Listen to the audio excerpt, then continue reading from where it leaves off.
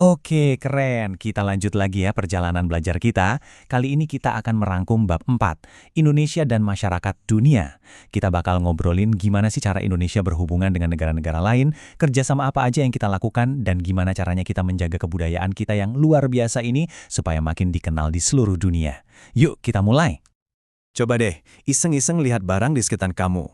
Pernah nggak kamu pakai sepatu buatan Vietnam? Atau mungkin lagi pegang ponsel yang dirakit di Tiongkok? Kalau iya, itu bukti nyata loh kalau kita semua, sadar atau nggak sadar, udah jadi bagian dari sebuah jaringan global yang raksasa. Nah, koneksi inilah yang mau kita gali lebih dalam. Yuk, kita mulai dari pertanyaan yang paling mendasar. Sama seperti kita, manusia, apa iya sebuah negara bisa hidup sendirian? Kenapa sih mereka butuh teman? Jawabannya ternyata simple banget. Coba bayangin deh, setiap negara itu kan punya kelebihan dan kekurangannya masing-masing. Indonesia misalnya terkenal banget kayak akan rempah-rempah, sementara negara lain mungkin jagonya bikin teknologi canggih. Nah, biar saling melengkapi, ya satu-satunya cara adalah dengan kerjasama. Nah, ini nih, slide ini ngasih cara yang cerdas banget buat nginget dua istilah penting dalam perdagangan. Waktu kita jual barang ke luar negeri, itu namanya ekspor. Ingat aja kata exit atau keluar. Sebaliknya, waktu kita beli barang dari negara lain, itu namanya impor. Ingat kata in atau masuk. Gampang banget kan? Semua hubungan yang makin erat ini, ujung-ujungnya menciptakan sebuah fenomena besar yang kita kenal sebagai globalisasi. Berkat teknologi internet, komunikasi, dan transportasi yang super cepat, batas antar negara itu kayaknya jadi pudar. Dunia rasanya makin kecil, dan kita bisa tahu apa yang lagi heboh di belahan dunia lain cuma dengan sekali klik. Oke, jadi sekarang kita udah paham nih, kenapa negara itu perlu berteman. Terus, gimana dong posisi Indonesia di panggung dunia?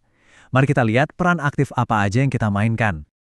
Dalam bergaul sama negara lain, Indonesia itu punya panduan yang jelas banget.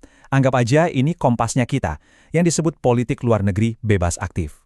Bebas itu artinya kita netral, nggak memihak kekuatan besar manapun. Dan aktif artinya kita proaktif, ikut serta menjaga perdamaian dan mendorong kerjasama dunia. Buat ngejalanin prinsip bebas aktif tadi, Indonesia ikutan gabung ke berbagai klub internasional. Dua yang paling utama itu ASEAN, perkumpulan negara-negara tetangga kita di Asia Tenggara yang kita ikut dirikan, dan PBB, organisasi dunia di mana kita sering banget berkontribusi, misalnya dengan mengirim pasukan perdamaian. Nah, di dalam PBB ini, semua negara anggota, termasuk kita Indonesia, sepakat buat mencapai 17 tujuan bareng-bareng yang disebut SDGs. Tujuannya mulia banget, menyelesaikan masalah-masalah terbesar di dunia kayak kemiskinan, kelaparan, dan perubahan iklim. Semuanya dikerjakan keroyokan.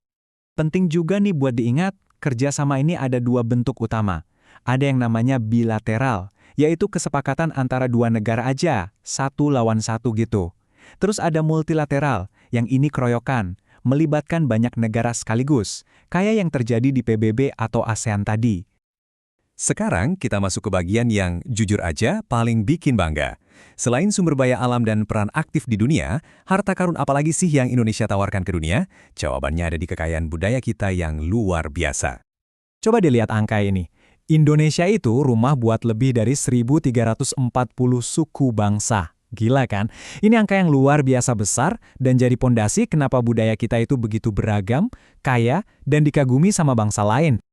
Organisasi dunia kayak UNESCO itu ngebantu kita mengelompokkan warisan ini jadi dua jenis. Pertama, ada budaya benda.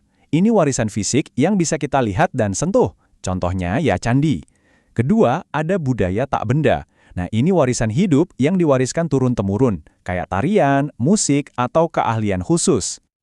Kalau buat warisan budaya benda, contoh paling ikoniknya ya udah pasti Candi Borobudur yang megah banget itu.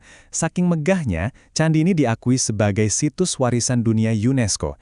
Ini harta karun yang tak ternilai, bukan cuma buat Indonesia, tapi buat seluruh umat manusia. Sementara itu, buat warisan tak benda, daftarnya wah, nggak kalah keren. Mulai dari seni membatik yang detailnya rumit dan penuh makna, filosofi mendalam di balik sebilah keris, pertunjukan wayang kulit yang magis, sampai kekompakan tari saman yang bikin melongo. Semua ini adalah harta karun hidup yang diakui dunia dan wajib banget kita jaga. Terus, apa dong yang bisa kita lakuin? Gini, melestarikan semua warisan ini tuh tugas kita semua. Caranya, kayak yang kita lihat di sini, dimulai dari hal yang simpel banget. Cintai dan banggalah sama budaya kita sendiri, lalu kenalkan keindahan itu ke teman-teman kita di seluruh dunia. Dan yang paling penting, amalkan nilai-nilai baik yang ada di dalamnya. Nah, sebagai penutup, aku mau ninggalin satu pertanyaan buat kalian renungin. Dengan kekayaan budaya yang sebegitu banyaknya, kira-kira nih, warisan apa lagi ya dari daerah kalian yang pantas banget kita kenalin ke seluruh dunia? Coba deh dipikirin. Terima kasih banyak sudah menyimak.